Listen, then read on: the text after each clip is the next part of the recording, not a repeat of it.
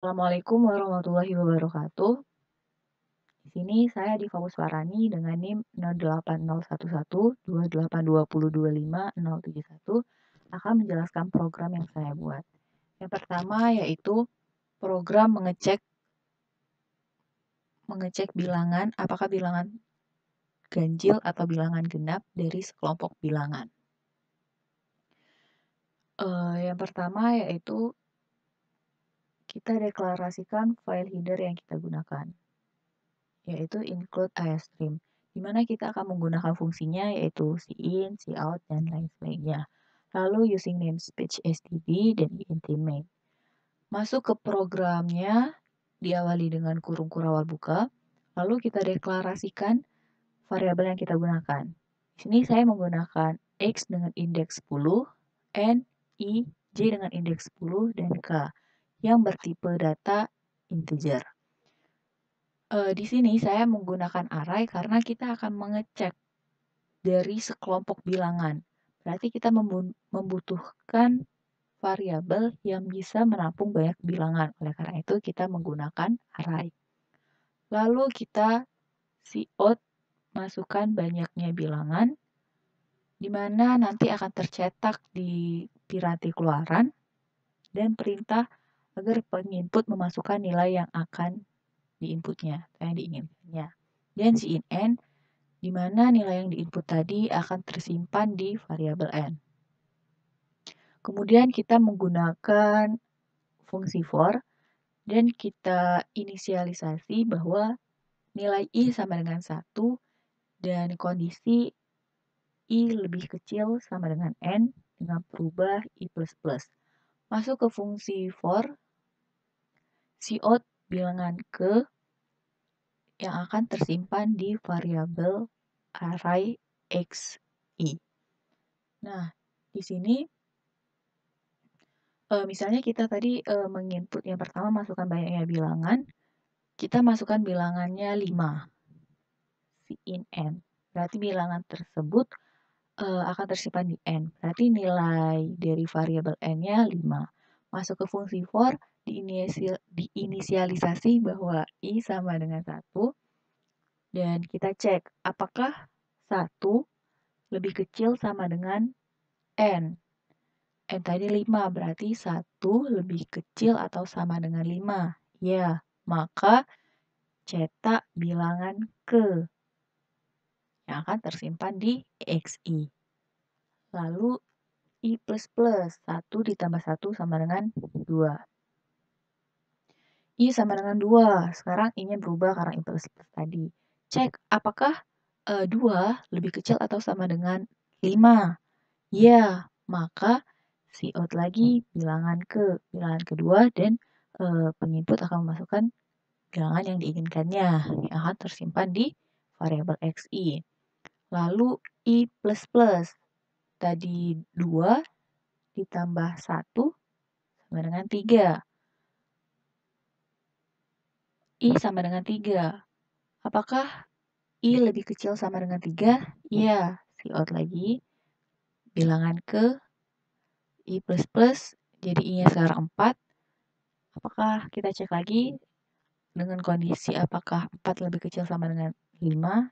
Ya, kita cout lagi bilangannya. Lalu masuk lagi i++, 4 tambah 1 sama dengan 5. Kita berarti i-nya di sini sekarang kan 5 karena udah ada berubah. Kita cek apakah 5 kecil atau sama dengan 5. Ya, cetak lagi bilangan ke dan i++. Maka 5 ditambah 1, 6. Jadi i sama dengan 6. Kita cek apakah 6 kecil dari atau sama dengan n, nilai n tadi 5. Tidak, berarti fungsi dari for ini berhenti. Jadi yang ini tidak, yang fungsi ini tidak terlaksana, jadi langsung keluar. Lalu kita kan akan mengecek dari sekelompok bilangan itu apakah ini ganjil atau genap.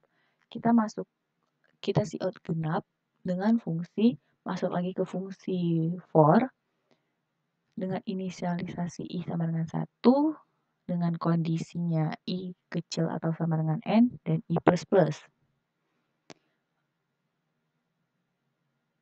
masuk ke sini, if, jadi bilangan genap itu ketika bilangan tersebut dibagi 2, sisanya 0.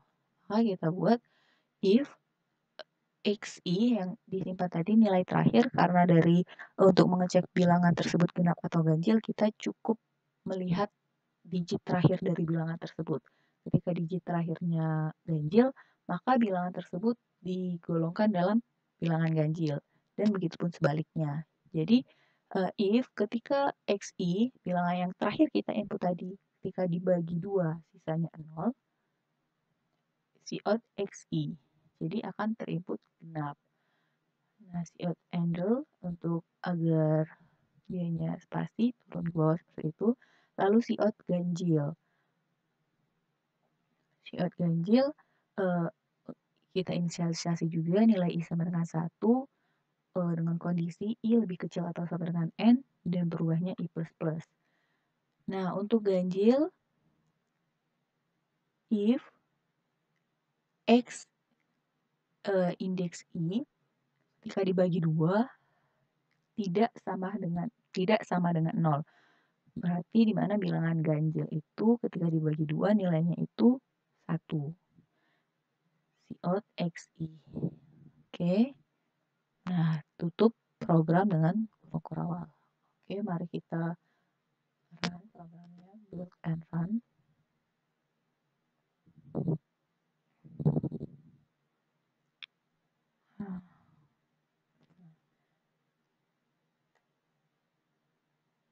Masukkan banyaknya bilangan. Jadi kita masukkan banyaknya bilangan 5. Kita input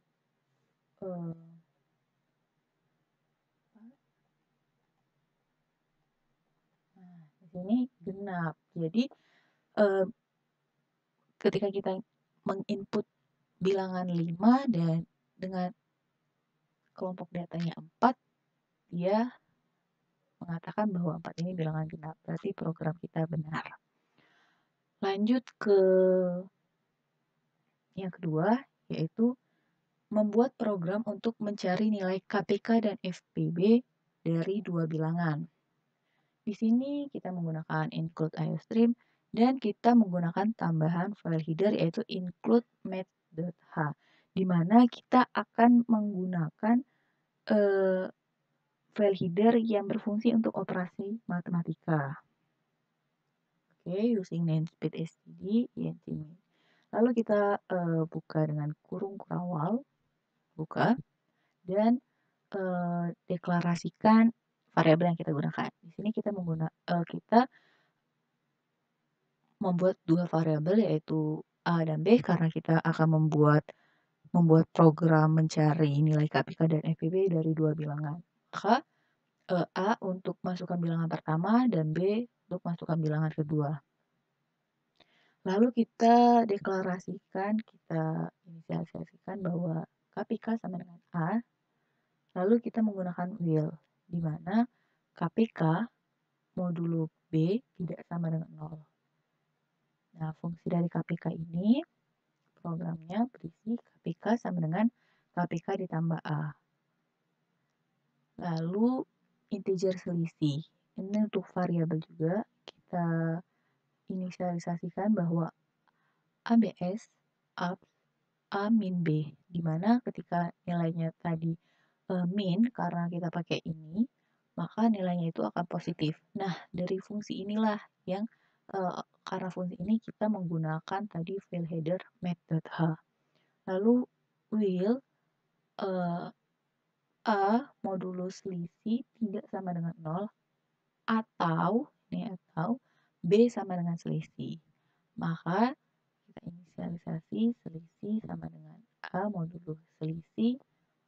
Lalu kita cout KPK dari A dan B adalah yang akan tersimpan di KPK. Berarti dia akan mengeluarkan nilai akhir di variabel KPK dan cout FPB dari A dan B adalah yang akan mengeluarkan dari selisih. Kita coba build and run program kita.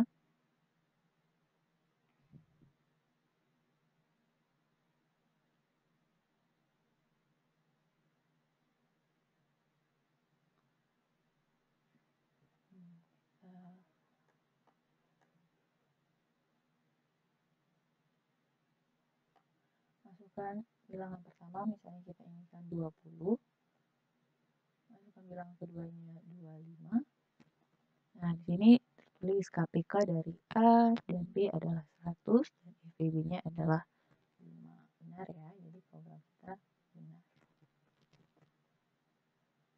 Lanjut ke program yang ketiga, yaitu membuat program dari sekumpulan input bilangan 1 sampai 10 yang hanya menampilkan bilangan yang muncul lebih dari 3 kali. Jadi kita memakai tambahan file header include conio.h, lalu using namespace std dan ejmin.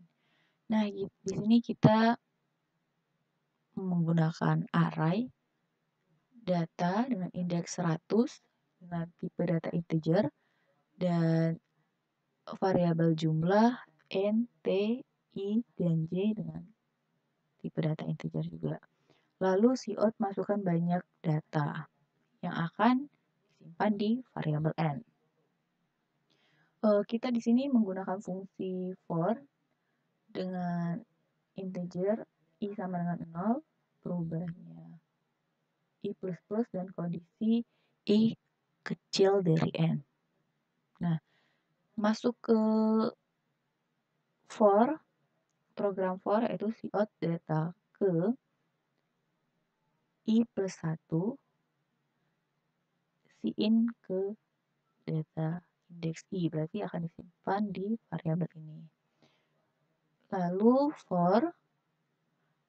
for i sama dengan 0, i lebih kecil dari n dan i++. Ini for karena ada for di dalam for. J sama dengan i+1, j kecil dari n dan j++. If ketika data i lebih besar data j, maka t sama dengan data i, dan data i sama dengan data j sama dengan t. Tutup program, lalu cout banyak kemunculan data lebih dari 3. Untuk h sama dengan 0, h lebih kecil dari n dan h++, masuk ke programnya, kita inisialisasi jumlah sama dengan 0, for integer i sama dengan 0 dengan kondisi i kecil dari n dan i++. If data h sama ketika nilai dari data h ini sama dengan data i, indeks i tadi, maka jumlah plus.